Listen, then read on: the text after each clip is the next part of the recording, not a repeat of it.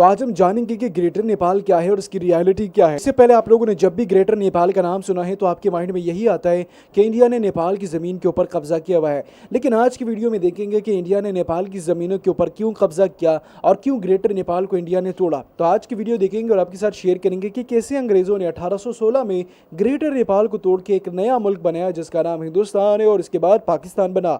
आज हम ग्रेटर नेपाल की रियलिटी को देखेंगे और जानेंगे कि कैसे ग्रेटर नेपाल बना, टूटा और उसको तोड़ने वाले आखिर इंडिया के साथ क्यों मिल गए। आज की वीडियो में इसी बारे में बात करें। यो ग्रेटर नेपालको नक्सा हो। कुनै बेला युद्ध गर्दै अनि विभिन्न भूभाग जित्दै हिँडेको नेपालको गोर्खाली सेनाले कति क्षेत्र नेपालमा मिसाएको थियो भन्ने इतिहास यो नक्साले देखाउँछ।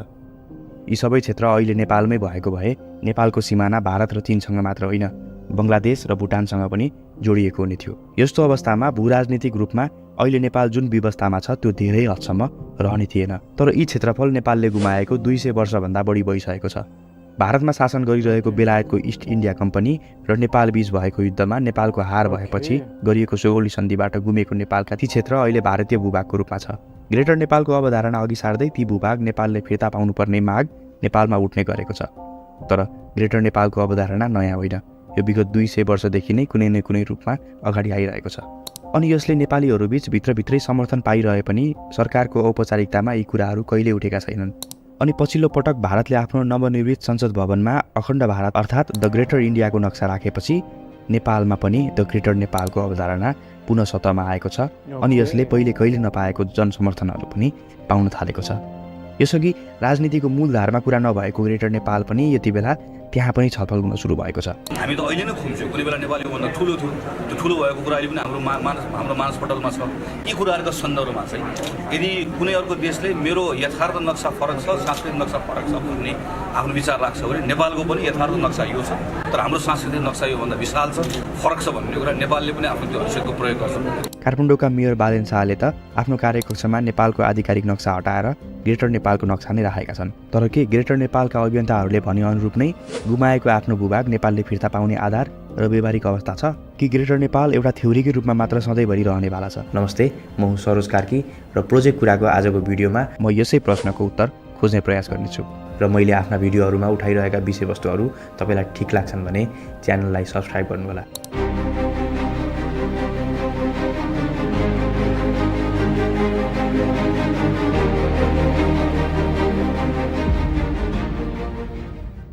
साना साना राज्यमा विभाजित नेपाललाई एकीकरण गर्ने अभियान गोर्खाका राजा पृथ्वीनारायण शाहले सुरु गरेका थिए अनि उनको मृत्युपछि पनि एकीकरणको अभियान उनका उत्तराधिकारी अनि गोर्खाली सेनाले जारी राखे र युद्धबाट नयाँ भूभागहरू जित्दै जाँदा नेपालले पूर्वमा टिस्टा खोलाभन्दा अगाडिसम्म र पश्चिममा सतलजसम्म आफ्नो राज्य फैलाएको थियो। गोर्खाली सेनाले आफ्नो क्षेत्र फैलाउँदै गरेको त्यस बेला अहिलेको भारत, पाकिस्तान र बङ्गलादेशहरू देशका रूपमा नै थिएनन् र हाल ती देशहरू भएको क्षेत्रमा रहेका दर्जनौं राज्यहरू इस्ट इन्डिया कम्पनीको उपनिवेशका रूपमा रहेका थिए भने केही स्वतन्त्र राज्यहरू समेत थिए।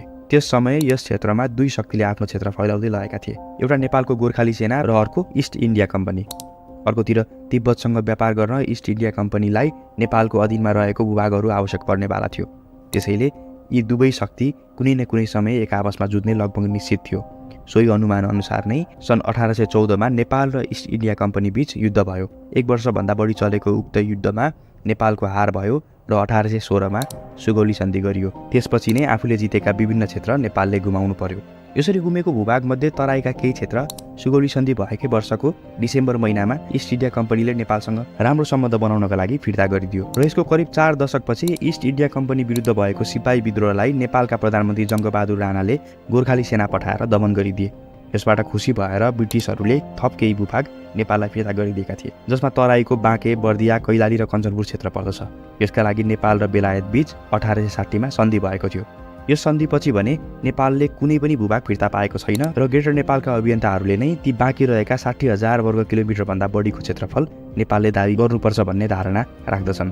ती अभियन्ताहरूमध्ये सबैभन्दा बढी सक्रिय र अग्रपन्थीमा फणिन्द्र नेपाल छन्। उनले ग्रेटर नेपाल राष्ट्रवादी मोर्चा नामको सङ्गठन बनाएर नै ग्रेटर नेपालका पक्षमा जनमत र अन्तर्राष्ट्रिय समर्थन जम्मा गर्न लागिरहेका छन्। उनले यसका लागि राष्ट्रसङ्घदेखि चीन, स्विजरल्यान्डको जेनेभा, अमेरिका लगायतका ठाउँहरूमा पुगेर ग्रेटर नेपालका लागि आवाज उठाउने काम गरेका छन् अनि ग्रेटर नेपालको नक्सा प्रदर्शन गरिरहेका छन्। यदि भारतले हामीलाई प्रमाण गर्छ भने भारत बौला हो, पागल हो। उसले चाहिँ के भने अब त्यो पागलपनलाई नै हाम्रो शक्ति देखाइरहेको छ। यसै गरी ग्रेटर नेपालका बारेमा निर्देशक मनोज पण्डितले कुनै बेला greater Nepal in quest of boundary नामक डकुमेन्ट्री पनि बनाएका थिए। यही हो टिस्टा खोला। हाम्रा पुर्खाहरू भूभाग जित्दै जित्दै यहाँ आएर यहाँ चाहिँ आफ्नो खुकुरी पखालेको भन्ने थाहा छ। अब ग्रेटर नेपाल अवधारणा अनुरूप नेपालले गुमाएको भूमि फिर्ता पाउँछ कि पाउँदैन भन्ने कुरा गरौँ। यसलाई बुझ्नका लागि नेपालले ती भूभाग फिर्ता पाउनुपर्छ भन्ने र फिर्ता पाउनु हुँदैन भन्ने पक्ष र विपक्ष दुवैतिरका तर्कहरू हेर्नुपर्ने हुन्छ। सुरुमा ग्रेटर नेपाल पक्षधरहरूले नेपालले सुगौली सन्धिबाट गुमाएको भूभाग भारतले फिर्ता गर्नुपर्छ भन्दा अघि सार्ने गरेको एक तर्कहरू बुझौँ। तर्क 1, यसका लागि सबैभन्दा बलियो तर्क भनेको यही हो कि सुगौली सन्धि नेपाल र ब्रिटिस सरकारको इस्ट इन्डिया कम्पनी बीच भएको थियो र जब ब्रिटिसहरू यस क्षेत्रमा आफ्नो उपनिवेश हटाएर फर्किए तब स्वतः नेपालको भूभाग फिर्ता आउनुपर्छ। यसै तर्कलाई बलियो बनाउँदै यो पनि तर्क गरिन्छ कि नेपालले अङ्ग्रेजहरूसँग युद्ध हारेको, भारतसँग होइन, त्यसैले ब्रिटिसहरूले उपनिवेश गरेका ती भूमिहरू भारतले आफ्नो दाबी गर्न पाउँदैन। तर्क 2, सन् 1950 मा नेपालले गरेका 2 सन्धिहरूलाई अघि सार्दै पनि ती भूभाग नेपालले फिर्ता पाउनुपर्छ भन्ने तर्कहरू अगाडि सारिन्छ, जसमा पहिलो भारत स्वतन्त्र भएपछि स्वतन्त्र राष्ट्रको हैसियतले नेपाल र भारत बीच सन् 1950 को जुलाई 1 मा शान्ति तथा मैत्री सन्धि भएको थियो, जसको धारा 8 मा लेखिएको छ कि यो सन्धिले नेपाल र बेलायत बीच विगतमा भएका सबै सन्धि सम्झौता एवं समझदारी रद्द हुन्छ। हो, यसैको आधारमा यो मान्यता स्थापित हुन्छ कि सुगौली सन्धि खारेज भएको छ र बेलायतले लिएको नेपाली भूमि नेपालमै फिर्ता आउँछ। यसै गरी नेपाल र बेलायत बीच नै सन् 1950 को अक्टोबर 30 मा अर्को एउटा सन्धि भएको छ, जसमा भनिएको छ कि नेपाल र बेलायत बीच त्यसअघि विभिन्न परिस्थितिमा भएका सबै सन्धिहरूको औचित्य समाप्त भएको छ, त्यसैले नयाँ सन्धि गरिएको। यसबाट पनि सुगौली सन्धिको औचित्य समाप्त भई नेपाली भूभाग फिर्ता आउने मान्यता स्थापित हुन्छ। तर्क 3, सन् 1960 मा संयुक्त राष्ट्रसङ्घमा एउटा सङ्कल्प प्रस्ताव पास गरिएको थियो जसको नाम थियो declaration on the granting of independence to colonial countries and peoples. यसै सङ्कल्प प्रस्तावमा संसारभरको उपनिवेशहरू खारेज गरिएको घोषणा भएको भन्दै यसबाट पनि नेपालको भूभागमा रहेको उपनिवेश खारेज हुने र नेपालले ती भूमि फिर्ता पाउनुपर्ने मान्यता राखिन्छ। तो आप लोगों ने देखा, जब भी ग्रेटर नेपाल की आवाज़ उठती है तो इंडिया में खलबली मचती है कि नेपाल अपनी ज़मीन क्यों मांगता है। आप सबको पता है कि 1816 में अंग्रेज़ों ने नेपालियों के साथ काफ़ी गलत किया और इस गलत का बदला नेपाल कभी न कभी तो किसी न किसी से लेगा। ये गलत ये था कि 1816 में पहले अंग्रेज़ों ने नेपालियों के ऊपर हमला किया। जब नेपाली नहीं हारे, नेपाली खड़े हुए थे, तब अंग्रेज़ों ने अपने मुल्क से इम्पोर्टेड तोपें और बंदूकें इंपोर्ट किए और इस तोपों और बंदूकों से नेपाल को काफ़ी नुकसान हुआ। जब ग्रेटर नेपाल 1816 में टूटा तो इसके अंदर बीच में एक मुआहदा हुआ था, जिसके बाद ये कहा जा रहा था कि जब भी हिंदुस्तान को अंग्रेज़ छोड़ेंगे तो नेपाल की ज़मीन नेपाल को वापसी मिलेगी। लेकिन आज तक नेपाल को नेपाल की ज़मीन वापसी नहीं मिली।